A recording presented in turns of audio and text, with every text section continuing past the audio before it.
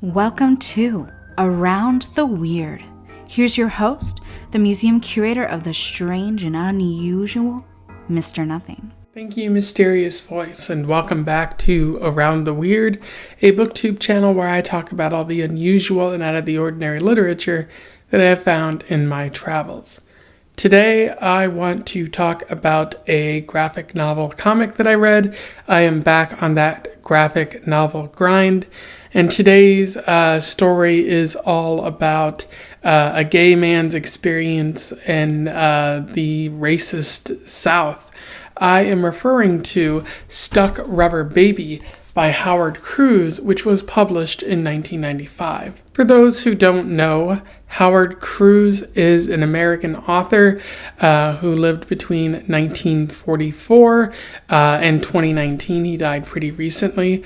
He was an author, but he was also a cartoonist, doing a lot of the art for his own writing, which I think is pretty cool. A bit of an unusual style, something I'll talk about later in the analysis section for this video. It just looks like he hasn't really seen a human being before, which I'll highlight as I show the art through this video. Howard Cruse was a gay man himself, which is a theme that shows up in a lot of his work, particularly with Stuck Rubber Baby. He talks about like LGBT rights and the gay identity and just coming of age stories like that. And yeah, that's pretty much all I know about him. He's been compared to other writers like Harvey Pekar, as well as Alison Bechdel, who wrote Fun Home, another coming of age LGBT story, which I intend to check out in the near future. I've heard her name quite frequently. But without further ado, let's talk about Stuck Rubber Baby.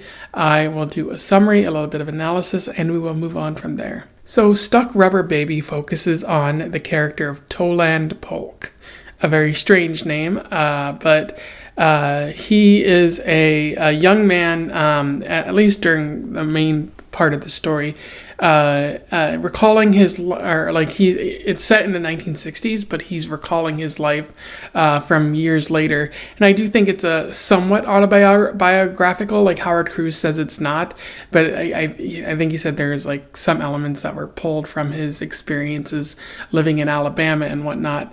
But he's recalling his life and growing up in the 1950s and 1960s in the South, learning about the racism that existed, and also coming to terms with who he is, especially noting that when he was younger, like he had some experiences that led him to believe that he might have been gay, but he felt quite a bit of shame and sadness about it because being gay in the 1950s and 60s was a bit difficult because during that time homosexuality was viewed as a mental illness. So like if you're gay, it's like you're being told that you're wrong in a lot of ways. And he couldn't really rely on telling his parents or trying to walk it through with them because they had died when he was relatively young. So he really only had his sister who was supportive, but he didn't want to tell anyone that he was gay in hopes that he could trick himself into being straight down the road. However, Toland does seem to have quite a few friends in his social circle, who some of whom just sort of guess or even know that Toland is gay, based on their experiences with him. One of the people is like Sammy Noon, who is a gay man himself. He introduces Toland and some of his other friends to a local gay bar that isn't actually a gay. It's not publicly known as a gay bar, but the police do stop by because they know, and they bust it up whenever necessary in order to gain political favor with the racist Southerners who run this town that they're living in. And he's also friends with a woman named Ginger Rains. Ginger is very interested in becoming a singer, and Toland develops somewhat of a relationship with her, although it's hindered by the fact that he's unable to really have sex with her. He does have an interest in her, which might indicate that he's bisexual, but based on his conflicting nature, and it's likely that he's gay, and he doesn't really want to consummate this relationship that they're in. Although he does at a later point have sex with her when they're comforting one another. So things seem to be developing for them. Although at one point Toldand does tell Ginger that he's gay, and this puts a conflict into their relationship, because Toldand thinks they can just continue it and he can pretend to be straight for as long as necessary and everything will be great. And it also doesn't help that he actually loves her. Ginger, meanwhile, doesn't want to be in this relationship where Toldand might cheat on her with some guy to get his needs met. And she doesn't want to stay in the long haul with someone who she knows isn't going to work with. Eventually, they break up, but they still spend some time together. And at the same time, the Melody Motel, a motel in the area where they live, is bombed, which kills a lot of black activists in the process, which was being done by the racist whites, the KKK, that live in or around this town. At the same time, Sammy Noon is targeted by racists who see him as being outspoken and decide to respond by outing him in public as a gay, which the newspaper calls him a pervert. And Sammy is unfortunately fired from his job at the church, and also he's kicked out because he was kind of living at the church too. Which sends his life into sort of a downward spiral. At the same time, Ginger gets pregnant and doesn't know what to do with the child, as it belongs to Ginger and Toldand. Ginger suggests that they get an abortion and do the right thing, because she doesn't want this baby to be impactful of her life. And Toldand wants to keep it because he thinks that he can just pretend and go through life being straight. Although one of Ginger's friends catches on that he is indeed gay, and notes to him that if he pretends like this forever, people aren't going to like Toldand. They want to know the real Toldand. While Sammy is going through a downward spiral, he confronts his rich father, essentially trying to get some money out of him in order to sort of make his life a little bit better, so that he can live and be somewhat successful. But his father is wheelchair bound and isn't speaking, and doesn't like that Sammy came out when he was 16 years old. And so there's that constant rift. But Sammy feels happy that he at least told off his father. And when he heads home, he ends up stopping at a racist that he know's house. And it turns out that's a meeting of the Dixie Reporter or something like that, which is the racist newspaper in town. And he sees the sheriff there, and it might actually just be a meeting of the KKK in town. And Sammy, sort of makes a name for himself, makes an enemy of these people, and by calling them out and saying rude things to them, which deserve to be said, but it's certainly not going to make you any less of a target. Unfortunately, that night, Sammy is in fact lynched by these people in the backyard of where Toldand lives, and Toldand is knocked out, so he's not able to come to Sammy's aid. At the funeral, everyone mourns for Sammy, and Toldand comes out and says, "It could have been me," and he owns up to who he truly is, and challenges the oppression in the community as a result. At the same time, Toldand and Ginger decide to give up the baby for adoption. And there's a flash forward years in the future where we see that Toldand listens to Ginger sing, but they're a bit estranged in the process, both of them having moved on. And he seems to have drifted apart, but he still comes back to the same town to hang out with the black leaders and the friends that he made.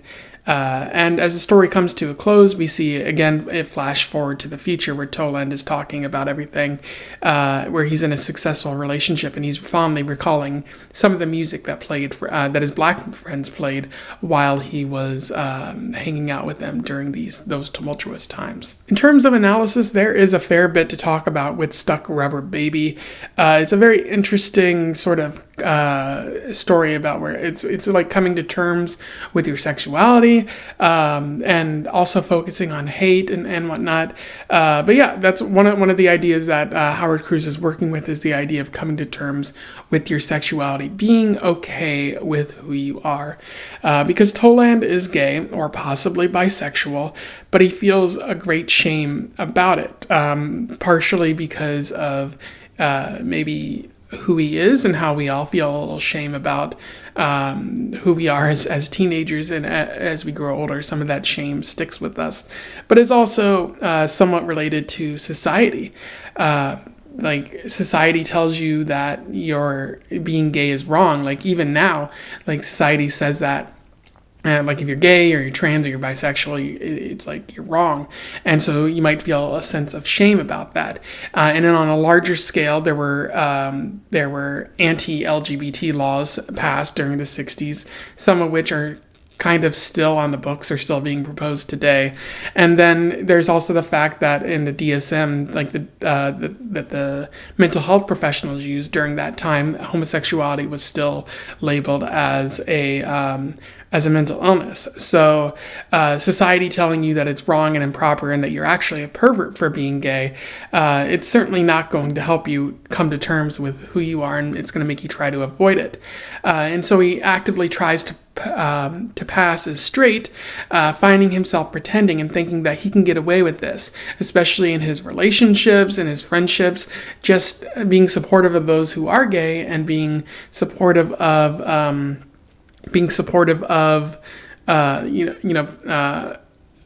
activism and protest, but not outwardly coming out and saying, I am just like this. And there's an interesting quote that comes about as a result of this. We all knew Shelby was that way. You couldn't not know. There were jokes made at his expense when he first signed on, but he'd be so funny about everything himself that he got to be as popular as anybody in the band. But then something made Shelby decide that he just had to go straight. He got married, had children, and memorized more Bible verses than the Lord himself ever knew. He built up a whole make-believe world for himself. He walked different, talked different, and tried to be somebody altogether different from the Shelby we'd known before. But he couldn't keep up the make-believe, Toldand. In time, the whole house of cards fell down around him. He wound up with an ex-wife and 3 kids who lost all respect for him because of his lies. And the crazy thing was, everybody respected Shelby when he was gay, but I can't think of a soul who liked him when he was straight. And that's a very interesting quote, because Anne is telling Toldand, one of Toland's friends is telling him, we knew this person who tried to be straight, and like he was great when he was being himself, but when he tried to be straight, he was unbearable to be around. Don't be like that. Accept who you are. And that's great messaging to have, and saying it's okay to be who you are. Like Sammy's a great example of that, where he was who he was, and his friends loved him for it.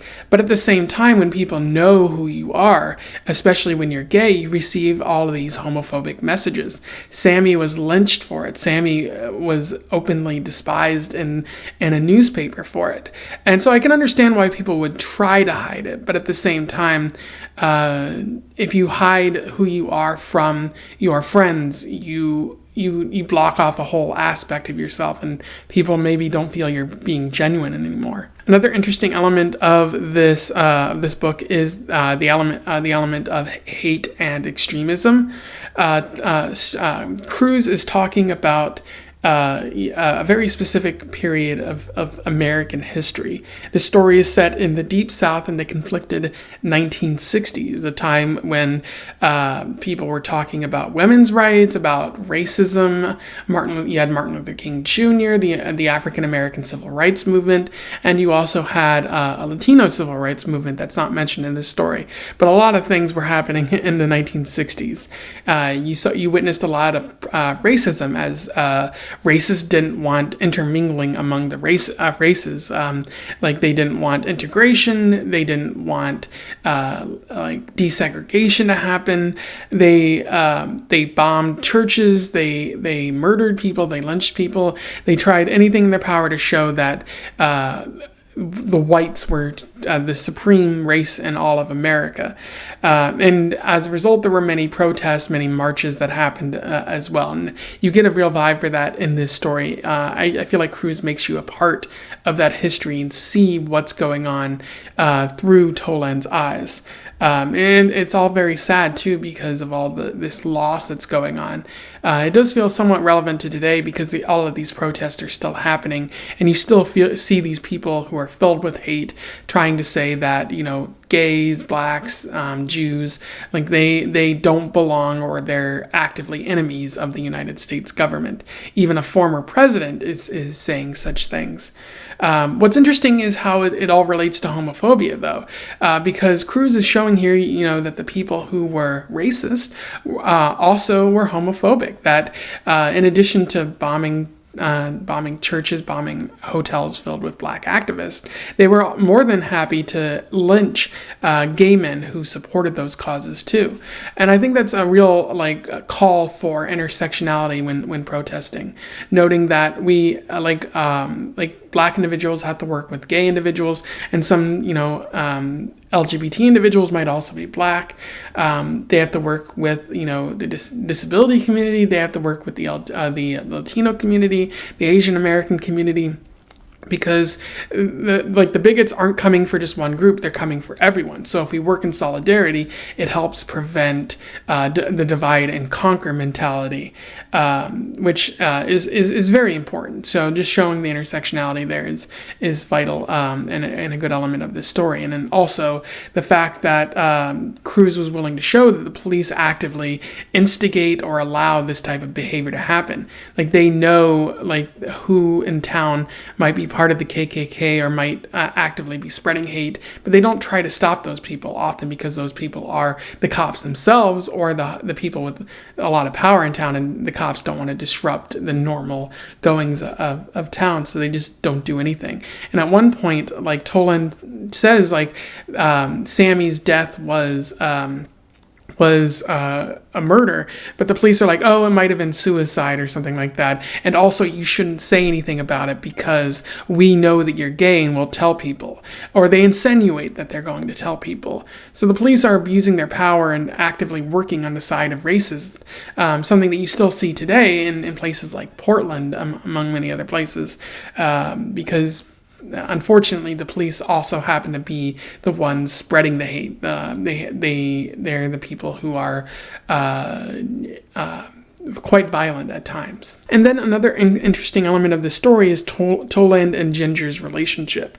It's very fascinating because there is love there. Toldand and Ginger seem to love each other, but it's still built on lies. It's a relationship that can't really exist because Toldand is gay and Ginger can't date or can't even marry a gay man because she knows it's not going to work out. And also she wants to leave and go have a singing career, and Toldand doesn't really seem to want to do that.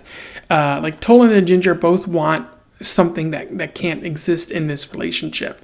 Ginger wants a husband who is fully supportive of her singing endeavors and is willing to give 100% of his love to her, and Toldand can't do that because he's gay, and Toldand wants someone who's willing to cover up his homosexuality, and Ginger doesn't want to do that. She doesn't want to be a part of this lie, and so ultimately their marriage is doomed. And I think what Cruse is showing is that even though these people love each other, it might be best for each other and best for their future to end this relationship before it goes any further, because it's only ever going to result in heartbreak. As you've seen throughout this book, there's a lot of interesting art, but the art is also very strange.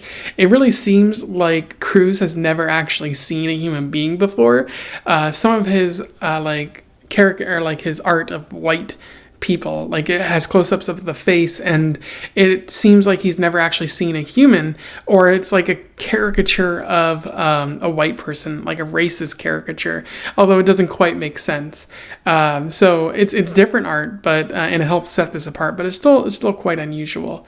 And I do think it's interesting that this is a civil rights story, but it's told from the perspective of a white man. So like it's centering this story of black activism on a white man, given he is gay, like he is a oppressed person in society, but he's still a white man. And I've seen enough stories do that they could have, like Cruse could have focused on a black man in this story or something like that, like focused on the people who are fighting the struggle at the time instead of just a white man.